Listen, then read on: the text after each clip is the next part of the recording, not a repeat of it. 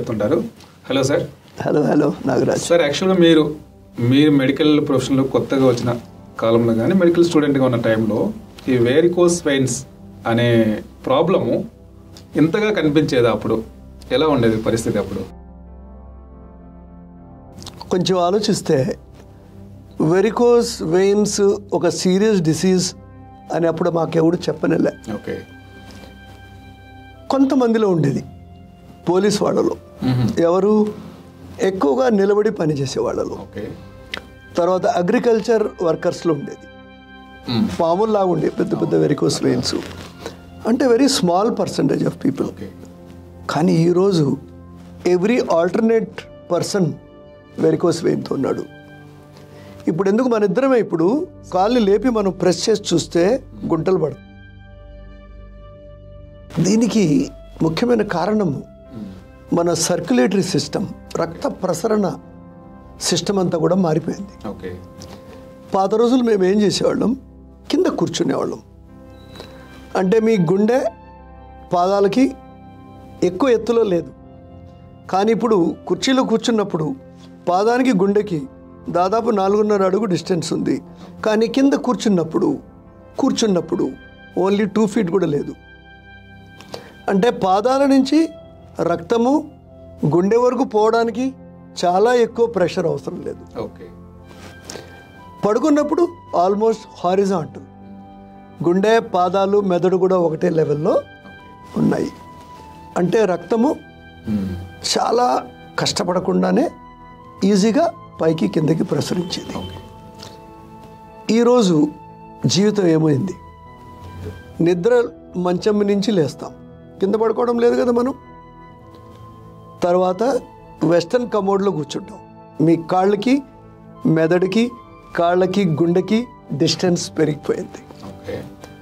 తర్వాత dining table మీద కూర్చుంటాం, తర్వాత కార్లో కూర్చుంటాం, ఆఫీస్ చైర్లో కూర్చుంటాం, మళ్ళీ డైనింగ్ చైర్లో కూర్చుంటాం, ఇంకొంచెం మిగిలితే రాత్రి మళ్ళీ వెస్టర్న్ కమోడ్లో కూర్చుంటాం, మళ్ళీ మంచం ఎక్కుతాం.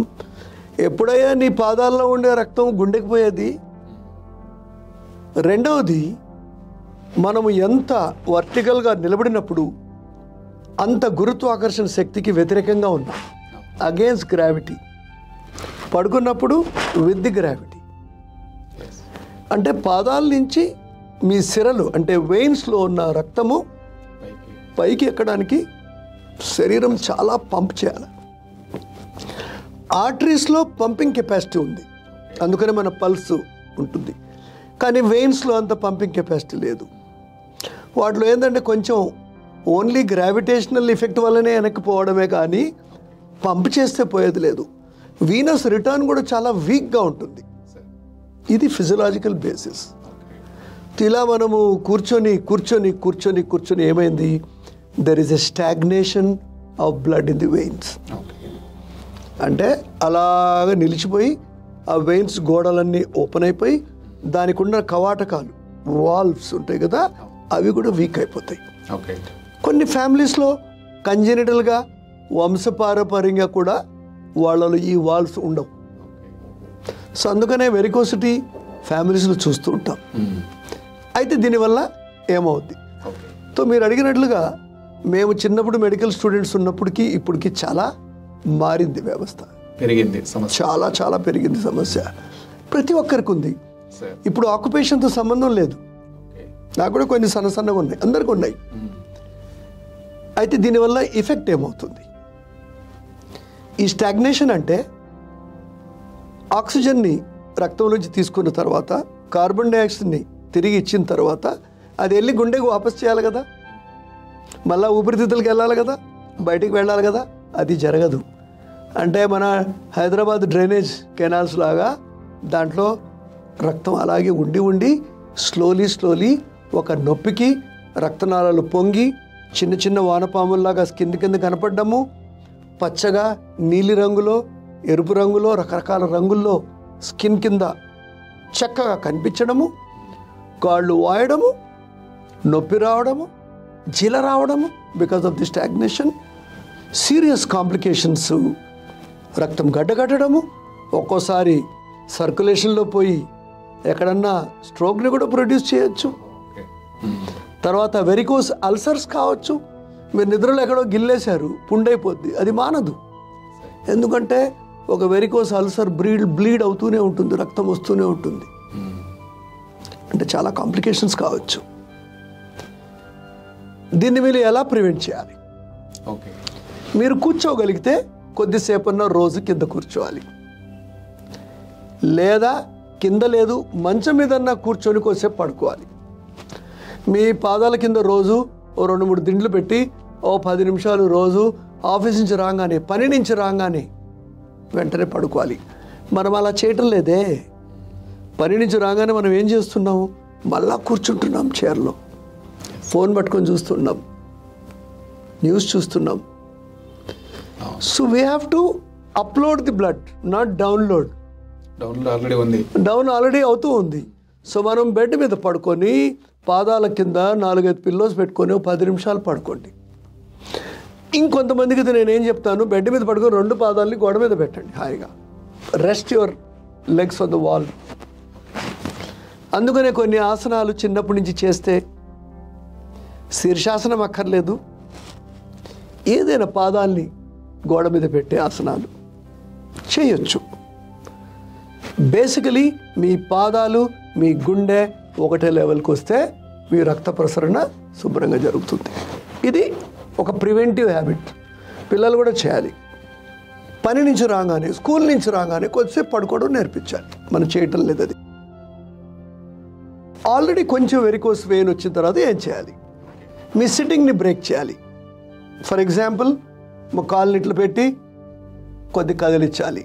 అంటే మీ పాదాలని కనిపిస్తుందా, అలా కదిలించాలి, పంప్ చేయాలి.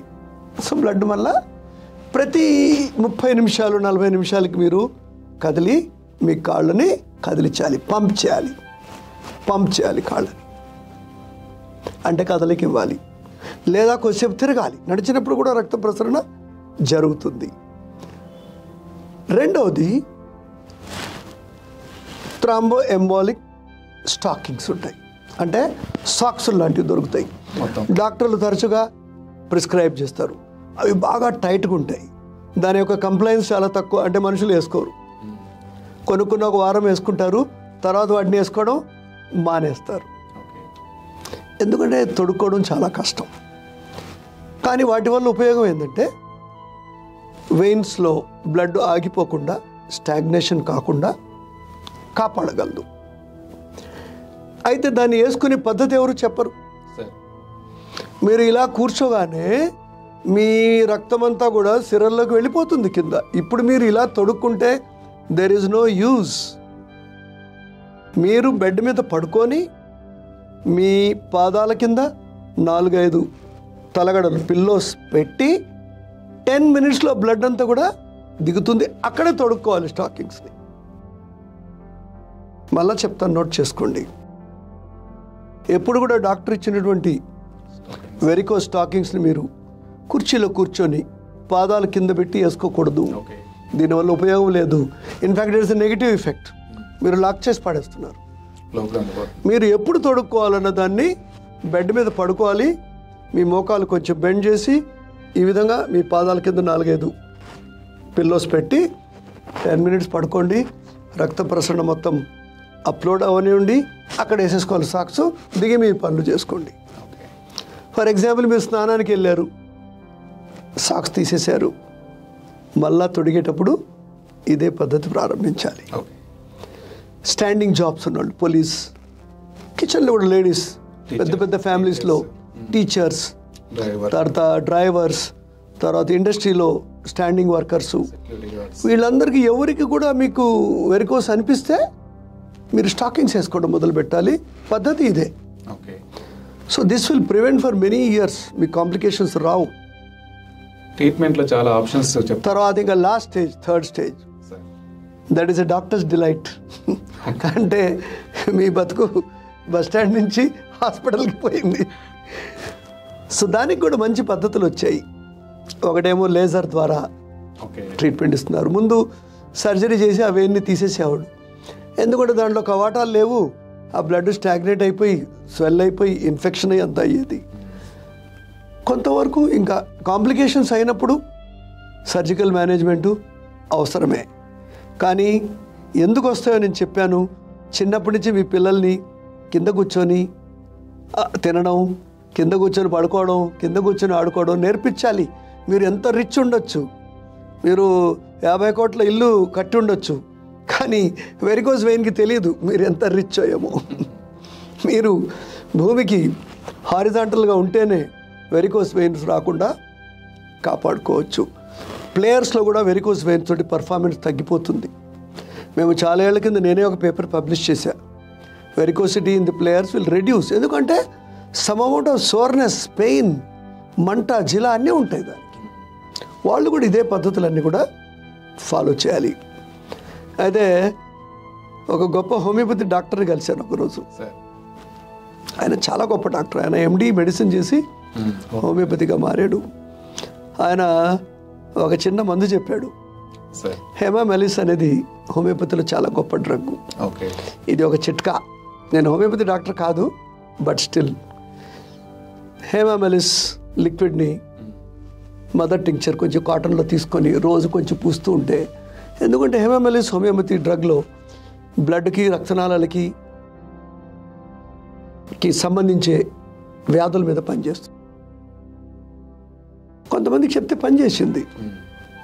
I don't believe, but it worked. So no harm, external application. కానీ తినొద్దు ఇది మందులు. చెట్ల మందులు తినడం, మసాజ్ చేయడం అనేది చాలా చెడ్డ పని అది. ఎందుకంటే ఏదన్నా క్లాట్ ఉన్నా అవి ఉన్నా మీరు అన్ని డిస్లాట్ చేసి పడేస్తారు. మాలిష్ చేయొద్దు. సో ఈ జాగ్రత్తలు తీసుకుంటే వెరికోసిటీ ఉన్నా కూడా మనము దాంతో బ్రతకొచ్చు. Thank you sir.